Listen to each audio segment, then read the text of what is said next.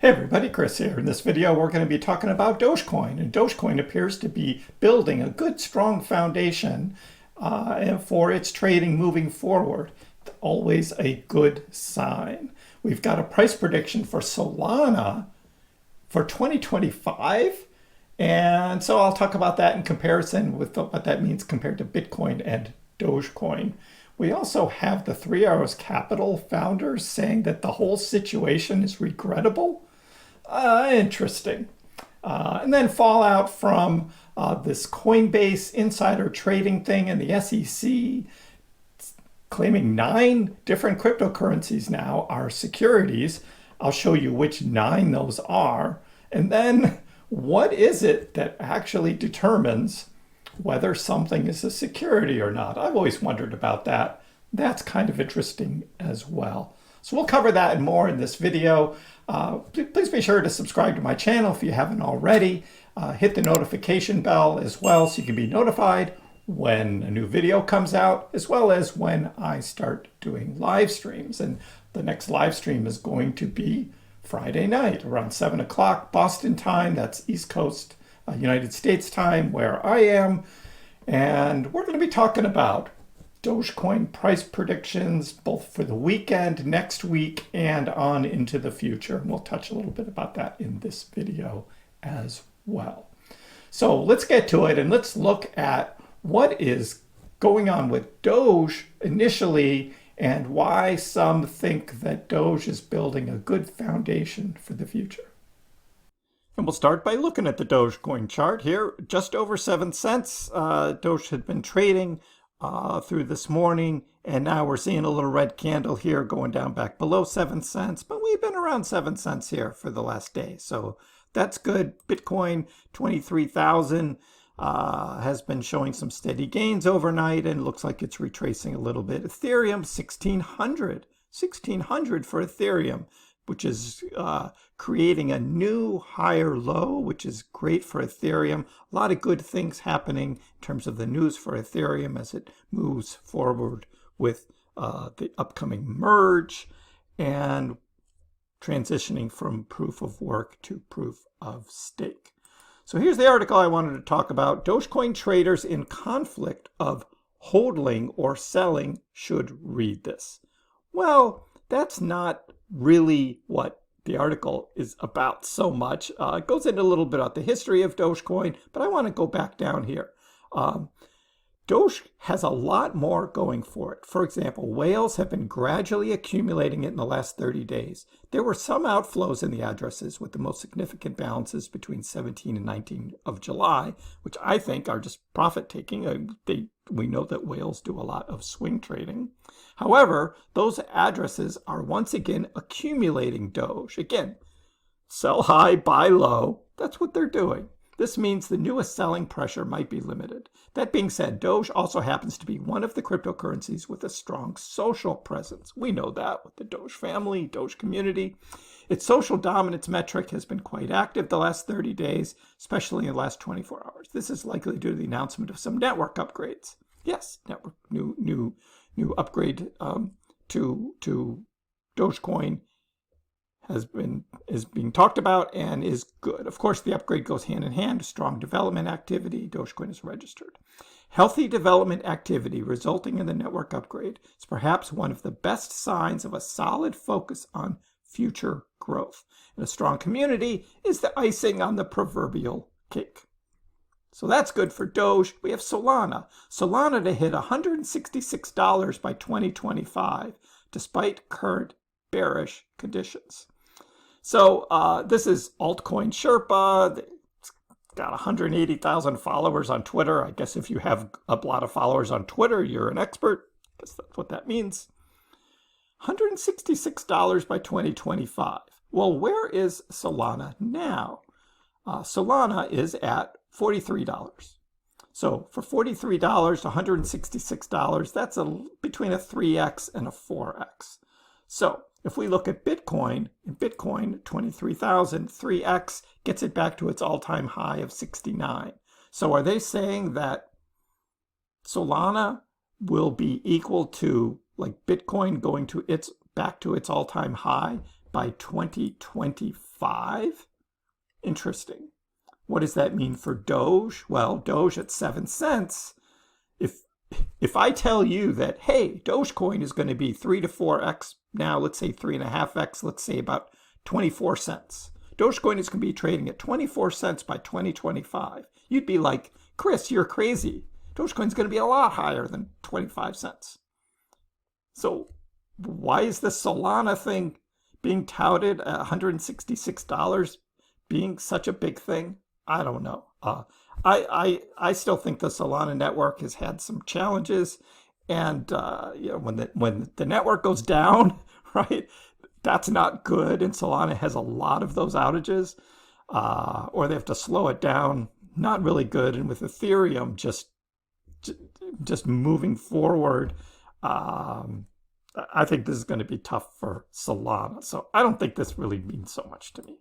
Here we got the Three Arrows Capital co-founders saying that the whole situation is regrettable. I just wanted to touch on this because how they got so many people to be lending them so much money.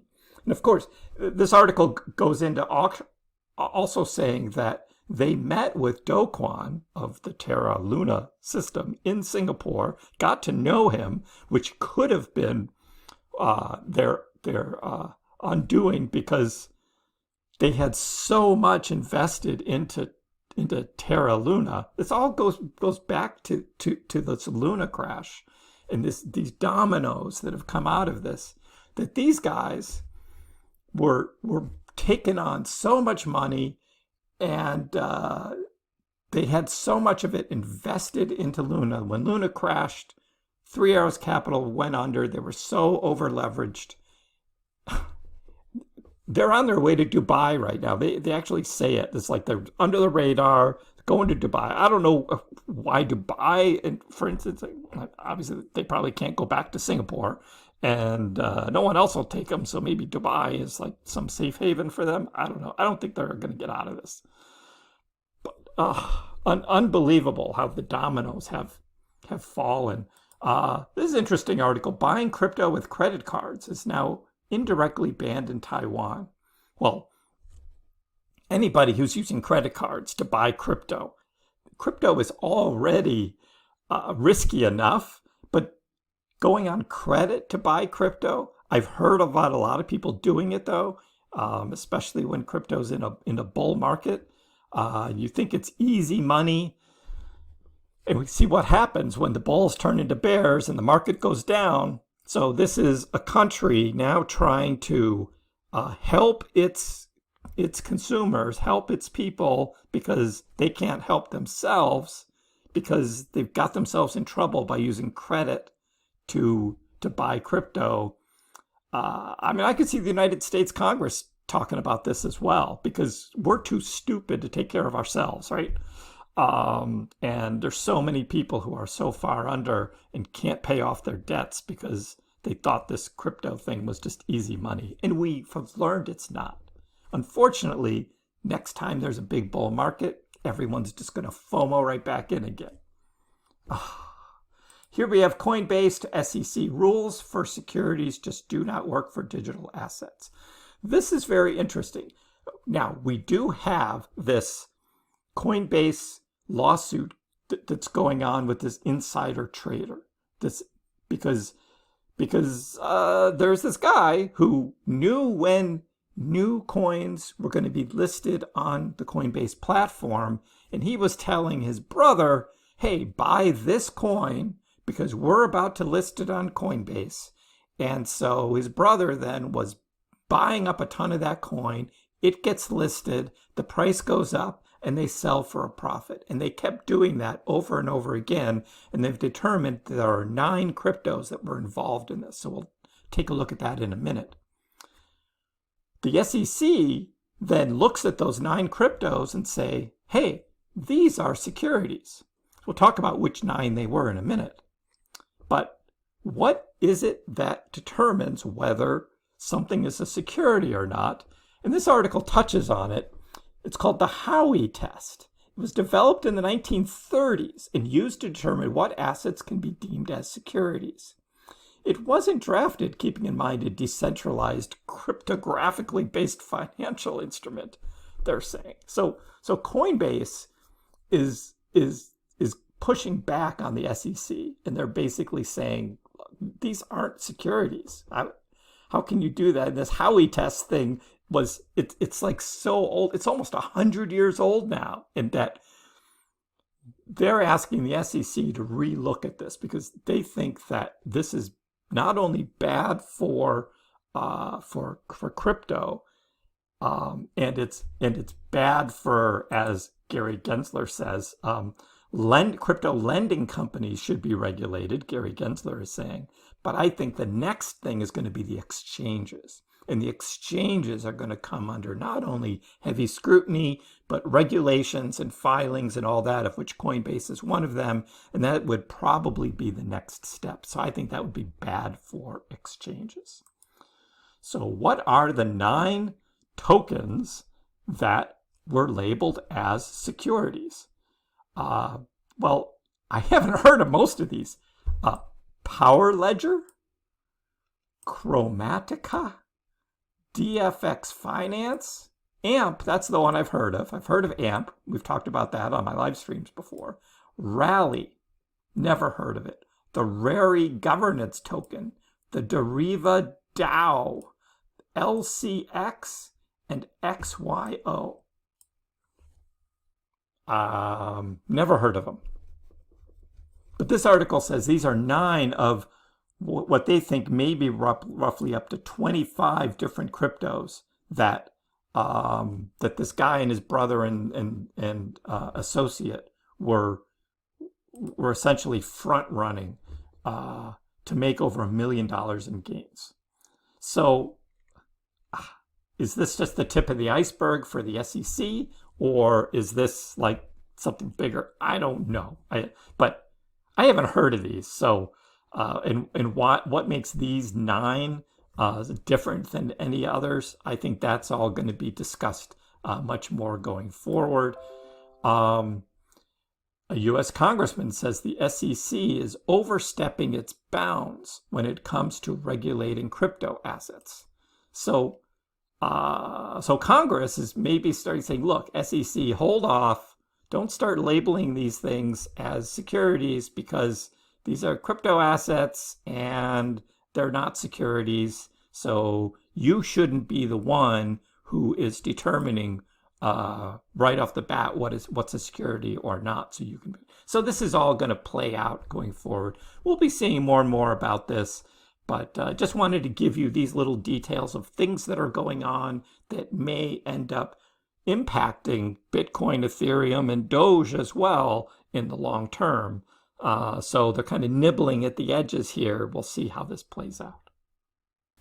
So as I said earlier, we'll be live streaming Friday night talking about Dogecoin, particularly in terms of how we think Doge, Bitcoin, and Ethereum will be trading over the weekend and into next week, where we've got the FOMC meetings talking about raising interest rates again, and then later on, whether based on the GDP numbers, the United States is officially in a recession or not. I think a lot of that is already kind of priced into the markets, but when negative news hits, sometimes we see immediate drops in the price.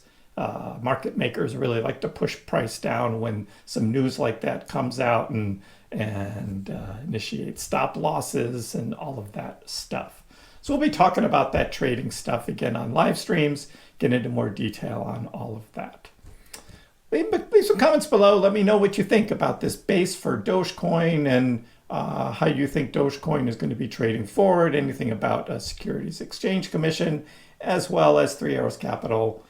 Leave a comment below. Give the video a like. If you haven't already, please subscribe to my channel. I appreciate the support. We'll see you next time.